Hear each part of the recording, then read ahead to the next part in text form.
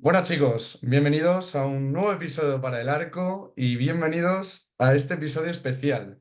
Este episodio especial de la Eurocopa, que bueno, es verdad que hace mucho que no publicamos nada, hemos tomado un descansito a modo de fin de exámenes, de verano y demás, pero estamos aquí de vuelta y bueno, tenemos este episodio especial que, como no podía ser de otra forma, tiene un invitado especial. ¿Qué tal Javi? ¿Cómo estás? Muy buenas, pues muchas gracias por tenerme aquí. Sí, intentando ver si puedo aportar algo interesante hoy. Seguro que sí, tenemos un montonazo de cosas preparadas, pero bueno, más que nada, pues un poquito presentar quién es Javi y bueno, qué nos va a aportar. Que se le ve ahí con la camiseta de Inglaterra, pero que la gente no se confunda, que ha ido con España en la final, ¿a Sí, que sí? sí, aunque lleve la camiseta de Inglaterra por órdenes del otro señor de hoy. Y aunque, bueno, sí, estoy grabando en Inglaterra, pero soy español y obviamente he ido con España. Me faltaría más. ¿Cómo no? Bueno, Javi vive en Londres, vive allí en Inglaterra, Bien. estudia allí y bueno, cuéntanos si quieres tú un poquillo y ya damos paso a lo demás. Sí, Soy sí. uno de los muchos estudiantes españoles que emigran a Inglaterra a buscar pues, mejores oportunidades tanto de estudios como laborales.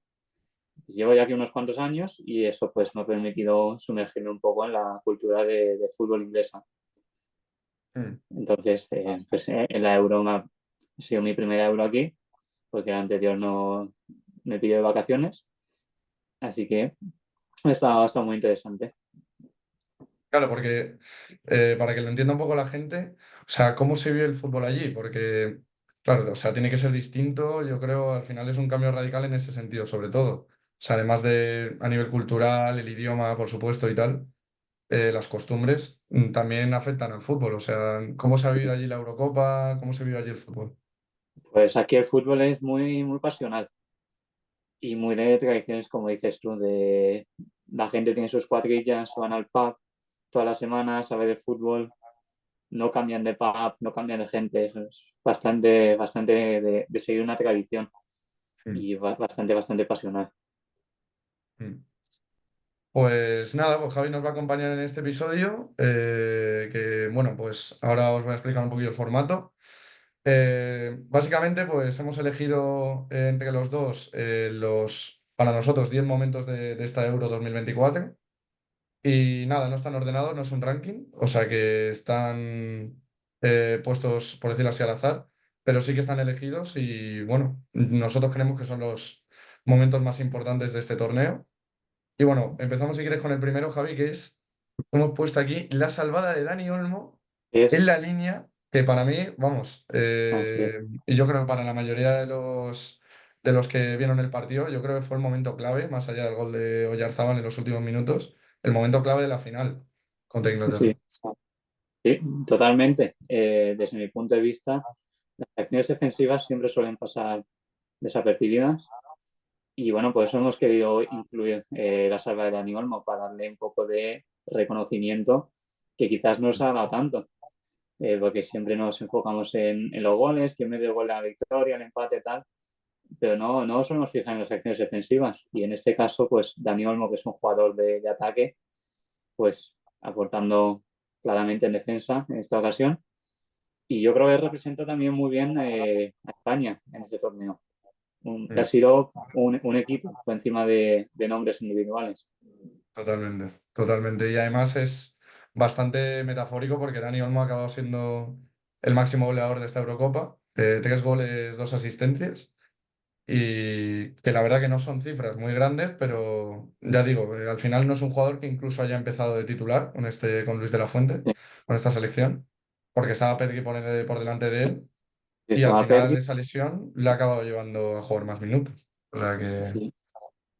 Además, un jugador que yo tengo la sensación que antes de la Eurocopa era un jugador como que el aficionado español no estaba muy contento con él. mm, Un jugador que pasaba desapercibido, que sí, estaba ahí, pero bueno, que si no iban tampoco pasaba nada. No se veía como imprescindible. Y yo creo que hoy, en este torneo, ha dado ese paso. mm. Bueno, y de hecho veremos a ver dónde termina Dani Olmo porque había una cláusula de rescisión con el Leipzig que subía de precio a partir de una fecha determinada, Sí, que era bueno, que era a finales de este mes de julio.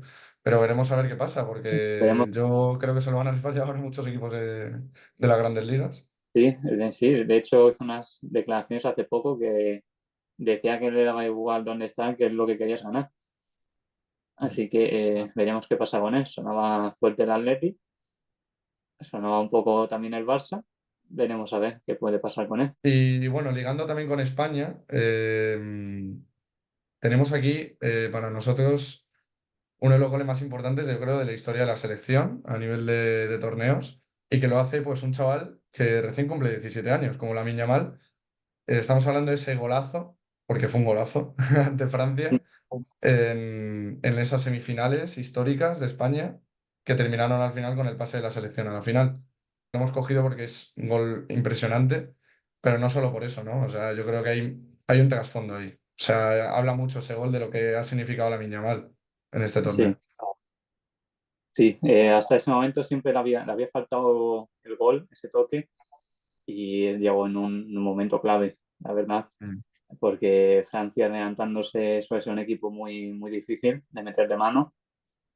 Y yo, sinceramente, tengo que decir, en ese momento yo lo veía bastante mal, porque Francia, una vez eso se adelanta, son muy defensivos y es difícil.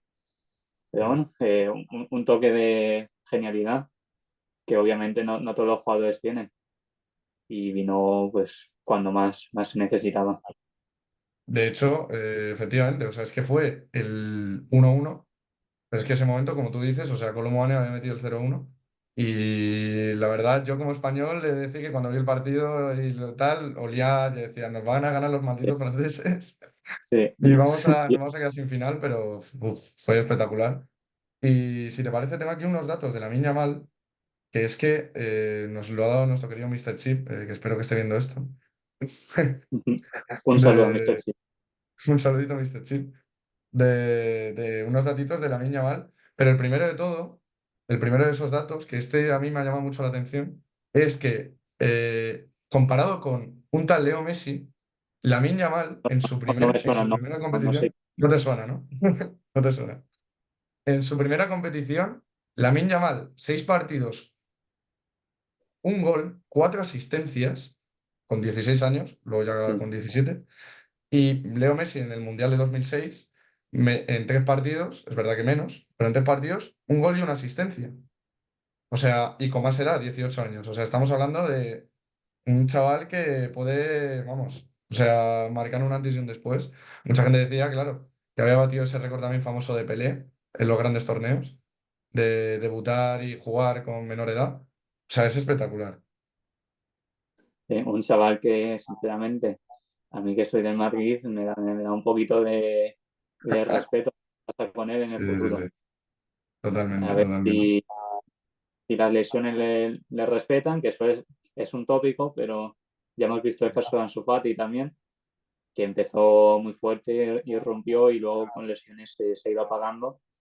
Aunque bueno, todavía es joven, todavía puede recuperarse un poco, pero se iba apagando de momento. Así que a ver si le respetan y puede hacer buena carrera. Mm. Sí, efectivamente, sobre todo a nivel clubes, ahora el Barcelona tiene una gema, está claro. Es el jugador que también ha subido más nivel de mercado, eso también lo hemos visto. Pero es que, fíjate, o sea, es que los datos, o sea, podrían ser infinitos, todos los récords que ha batido Lamine Yamal en un torneo tan importante como una Eurocopa. Más joven en disputar un partido allí, como ya he mencionado, 16 años y 338 días. Luego también el asistente más joven, claro, que no Sí, fue el único récord que batió ese mismo día que jugó. Y luego la mayor diferencia de edad con un rival, que esto a mí parece un dato que pasa desapercibido, pero es que es un tal Don Luka Modric con 38 años que se enfrentó a Lamine Yamal en el primer partido de la selección, que en ese momento tenía 16 años. O sea, es que es una locura. ¿Cuántos años hay de diferencia ahí? O sea, hay 22 años. O sea, y es dos una años. pasada. Es una Pues pasada. podría ser su padre. Es que puede ser, es que es una Sí, locura, es una locura. Y luego, como no, el goleador más joven, con ese tanto como ya decimos ante Francia. La verdad que sí. veremos a ver qué pasa con la Yamal, pero vamos, de cara a la selección y al Barcelona parece, no podemos tampoco con los jugadores tan jóvenes vislumbrar, frotar la bola mágica, pero parece que espera que hay buen futuro para los dos. Sí. Vamos a ver. Bueno, si me permites, antes de pasar al siguiente Sí, punto, este gol para mí especialmente me ha marcado bastante porque yo estaba bueno, siempre os recordaré, estaba en una sala llena de franceses y nos metían el primer gol con Muani y se volvían todos locos, claro. Pero cuando metió Lamine, éramos solo 5 españoles, nos hicimos notar, locura absoluta. Un ¿solo cinco golazo, contra cuántos franceses? Había ahí más o menos. había cientos. Uh, Dios. Era tipo una sala como discoteca reconvertida, Sí. que habían puesto pantallas y tal, y llegamos al sitio y nos encontramos que eran todos franceses. Y éramos cinco o Vaya seis panorama, españoles, claro. pero nos hicimos notar con el gol. Y luego el de Dani Olmo ya ni te cuento. O sea que, Momentazo, momentazo. momentazo, sí, sí. Wow. Pues como tercer momento, que a mí me parece esto el momento, yo creo, random de los torneos, es el caso del on goal, del gol en propia, que ha sido, parecía el más protagonista de la historia, pero no es el más protagonista de la historia, porque según los datos, en la Eurocopa de 2020, la que se disputó el año siguiente por el COVID, se batió ese récord de 11 goles en propia en una Eurocopa, y en esta ocasión la Euro se lleva no la medalla de oro, pero sí se lleva la de plata, porque se ha quedado a un gol de superarla, a un gol, con 10, pero ya son muchos, ¿eh? Sí. Sinceramente, un dato que me sorprende. No tenía esa sensación de que la Eurocopa anterior había habido tantos o un gol Mm. como esta.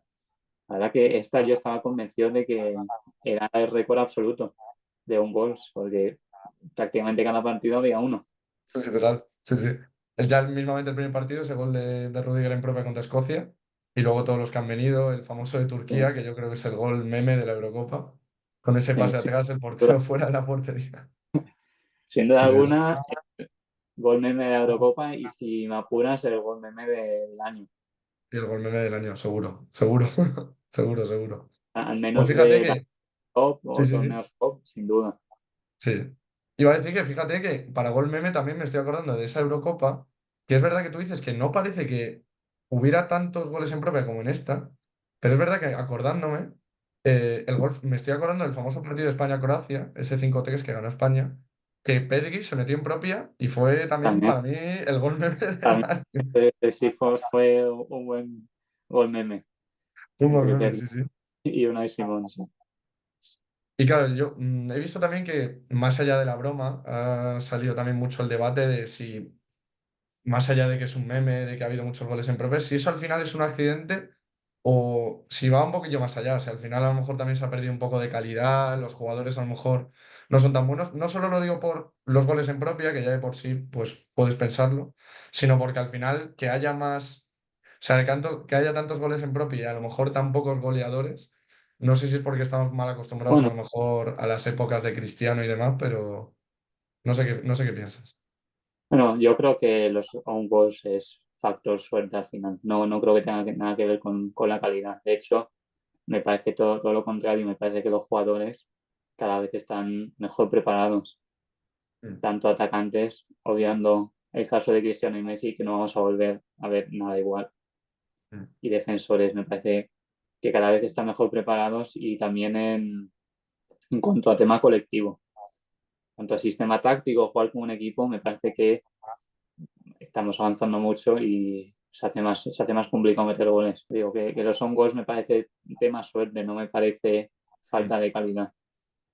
Iba a decir que qué paradoja, que yo estoy de acuerdo contigo, que yo creo que ahora el nivel es muy alto, más que nada por la preparación física de los jugadores también, pero y también incluso la psicológica, ya se está viendo en solo jugadores jóvenes que debutan tan pronto en grandes equipos y en grandes torneos. Pero yo creo que es una paradoja, fíjate, que haya tantos goles en propia, ¿no? Tantos accidentes en estos torneos, cuando en teoría los jugadores y los equipos están más preparados que nunca, ¿no? Es un poco curioso. Pero bueno, así es el Sí. fútbol. Y si me permites hacer Sí. una opinión personal, una apreciación, me parece que estamos mejor preparados, los jugadores, tanto individualmente como tácticamente, y eso da pie a partidos un poco más aburridos que antes. me faltan jugadores con chispa, con esa chispa de la calle. Mm, Ahora todos son jugadores que salen de academias, que entrenan desde muy pequeños en equipos, y se nota, salen mejor preparados tácticamente, pero me falta esa chispa de los jugadores de antes. sí. De hecho, eso se ve que cuando vemos un jugador tipo Lamine Yamal, que le acabamos de mencionar, pero no solo Lamine Yamal. O sea, Nico Williams, mismamente, Arda Güler, del que vamos a hablar ahora después. Había muchos jugadores que se nos hace raro verles debutar a estos niveles, ¿no? Pero también por eso, porque yo creo que el nivel táctico está superando un poco la magia, lo que viene siendo, ¿no? En plan, un poco el estilo Ronaldinho. Pero sí. Sí, sí, hay poco lugar a la improvisación, por así decirlo. Está todo muy, muy pensado. Entonces, desde mi punto de vista también es más difícil meter goles, Mm, porque pues, son algunos equipos muy planos que no dan lugar a un plan B. ya. Sí, Entonces, de si el hecho, equipo les pilla la manera de defenderles, no tiene alternativa. mm, pues tienes razón. Estoy de acuerdo, la verdad. El siguiente momento es, hemos juntado dos momentos porque yo creo que están vinculados, están bastante relacionados, que es lo que pasó en ese Portugal-Eslovenia famoso, en el que, bueno, Diego Costa, por un lado, pues se hizo un pleno histórico en la tanda de penaltis, parando absolutamente todos los penaltis que tiró Eslovenia, fue histórico. Y luego también decimos que está ligado porque rescató esa imagen histórica de Ronaldo terminando un torneo llorando, ¿no? En una prórroga, después de fallar ese penalti bueno, en el propio partido, con esa parada de Oblak. O sea que fue un partido bastante, fue un carrusel de emociones, la verdad. Y para mí fue un partido bastante simbólico, el de Portugal-Eslovenia. Sí, la verdad que hubiera sido una paradoja curiosa. Cristiano despidiéndose de su último torneo importante con lágrimas. Un jugador que siempre se ha caracterizado por ser obviamente muy competitivo y a eso le llevan las lágrimas. Un jugador ganador y despedirse de su último torneo importante con esas lágrimas por haber fallado un penalti, después de haberle dado tanto a sus equipos y su selección, hubiera sido muy, muy paradójico. Mm. Y sobre todo, paradójico también porque es un penalti. O sea, que se extraña mucho que Cristiano en esas situaciones que, como tú dices, se crece tanto a nivel personal, pueda fallar un penalti, y más en un momento tan importante. Sí, no, y eso, y al final, para que veamos un poco cómo es el fútbol y estas historias, luego El Salvador iba a ser justamente en una tanda de penaltis, pero en vez de Cristiano, Diego Costa, el portero de Portugal que no estamos hablando de ninguna broma porque el Cantera del Oporto ya con su equipo pues estableció un nuevo récord porque fue el portero que más penaltis detuvo en una edición de Champions, en esa edición, y es el portero con más penaltis parados para el Oporto, en la historia del Oporto. O sea que es cuidado que con Diego Costa, que no es casualidad lo de esta tanda de penaltis, que por cierto nunca nadie en una Eurocopa ningún portero se había detenido tres penaltis en una tanda, pero es que Diego Costa lo ha hecho de forma consecutiva, o sea, es una locura el récord, la verdad. Es una Sí, es barbaridad. un auténtico para penaltis. Yo no recuerdo, sinceramente, una tanda de penaltis donde un portero se haya pagado todos los penaltis que le han tirado. O sea, no recuerdo Yo buenas tampoco. tandas de penaltis de porteros, pero no recuerdo absolutamente ningún pleno, quitando Mm, este. Para mí una cosa insólita, la verdad. insólito. Total, total. Y bueno, ya un poquito hablando también de Portugal, hay un dato que a mí me llama la atención de cara, pues un poco toda esa frustración de Cristiano, que no solo viene de ese partido, que también, sino un poco de todo lo que ha sido esta Eurocopa para él. 23 disparos, cero goles para un jugador como Cristiano y lo que significa Cristiano, Sí, a mí me llama la atención y saca un poco a relucir también que a lo mejor es esa transición generacional de la que estamos hablando, de que al final un ídolo de masas como Cristiano pues está dejando paso pues más a lo que es el juego de equipo en Portugal sí. y el ejemplo perfecto pues es esa tanda de penaltis también, pero vaya Eurocopa de Cristiano, ¿eh? Llamativo. Sí, el tiempo pasa para todos Mm, y por mucho que nos duela, para Cristiano también. Sí que es cierto, no está fino esta Eurocopa, pero podría haber metido alguno. Por ejemplo, recuerdo una asistencia que le hizo, creo que fue a Bruno Fernández, mm, que iban los dos solo contra el portero y se ha pasado Bruno. Podría haber sido gol suyo también perfectamente y no estaríamos hablando de esto ahora mismo. mm. Entonces ahí también tengo que romper una lanza a su favor, que creo que hemos visto un Cristiano más generoso de lo que hemos visto en otros momentos de su carrera. Mm. Yo creo también un poco consciente de la edad que tiene y un poco también consciente del papel que tiene Cristiano con la selección, que yo creo que cambia mucho de cara al papel que tienen los clubes. Yo creo que se vio mínimamente en la final esa remota que ganó Portugal contra Francia. O sea, al final las cámaras siempre se van a centrar en la figura, pero yo creo que Cristiano como capitán también, eso es muy importante, lo que transmite a los jugadores es justo lo contrario, que yo creo que es el juego en equipo y eso es muy... Sí. Eso yo creo que la gente no le entra en el discurso de Cristiano, pero sí que creo que con la selección es el discurso que transmite. Sí, yo creo que en esta etapa de sus últimos años está siendo víctima de un poco su imagen de los años anteriores, porque nunca ha sido un jugador muy de equipo, ha pecado de individualista quizás en ocasiones, y los últimos años ya en el United y esta Eurocopa en Portugal hemos visto un jugador más solidario, más de equipo, pero no se le ha quitado la imagen de anteriormente. Mm. Y bueno, ya veremos a ver.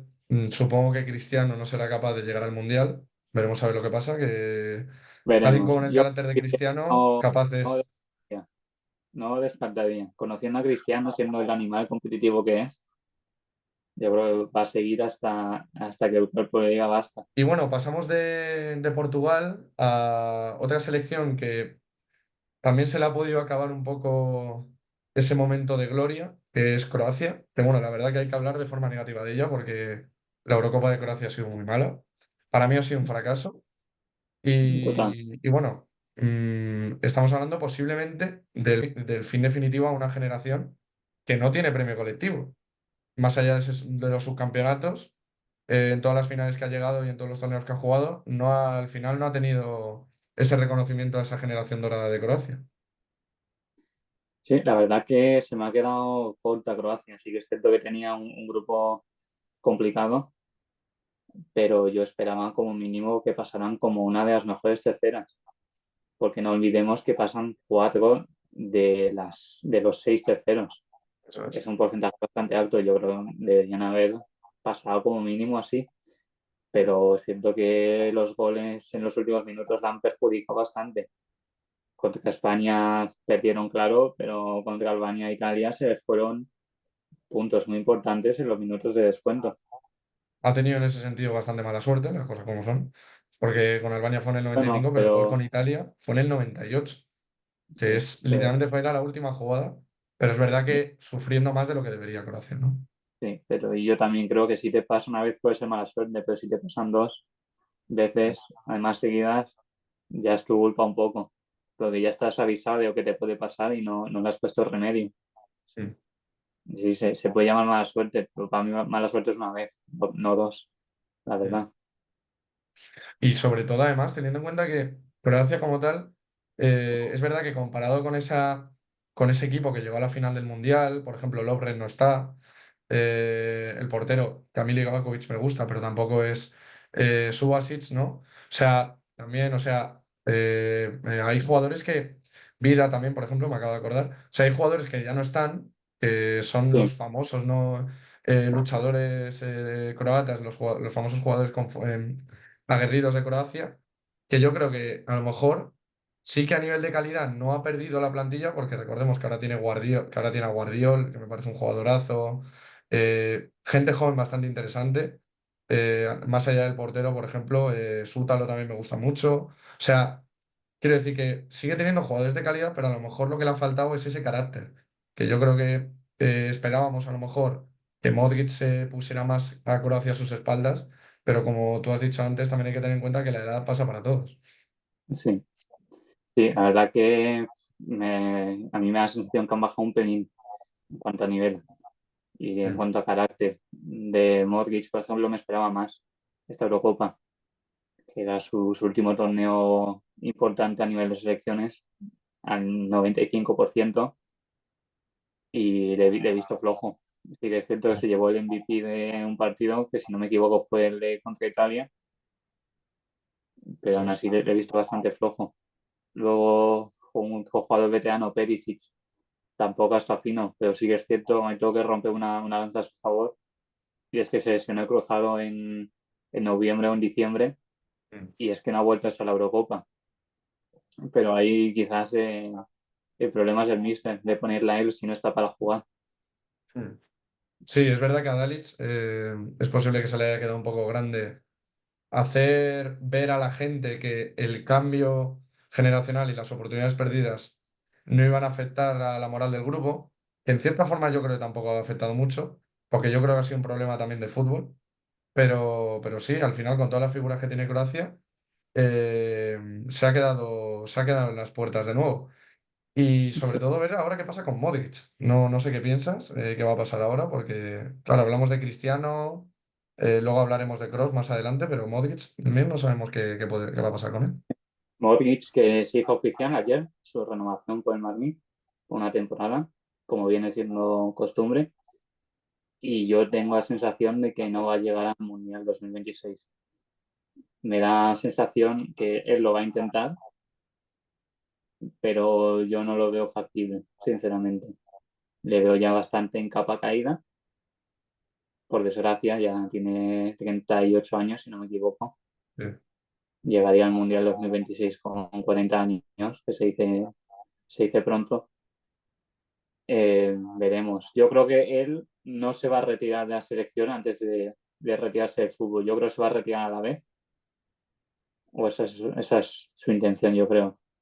sí, A lo mejor llega al Mundial 2026, pero con un papel residual. sí, No le veo siendo importante mucho más tiempo. A lo mejor llega para hacer grupo, jugador de algún minuto suelto, pero si Croacia quiere que llegue Modric como titular indiscutible y el jugador que era antes, tienen un problema. sí. La verdad que sí. Veremos a ver cómo da la vuelta a la situación en Croacia en estos próximos, bueno, primero los amistosos, la Nations League y demás, y luego veremos a ver en el Mundial. Pero sí, situación bastante compleja para Croacia. Y de Croacia pasamos a Francia.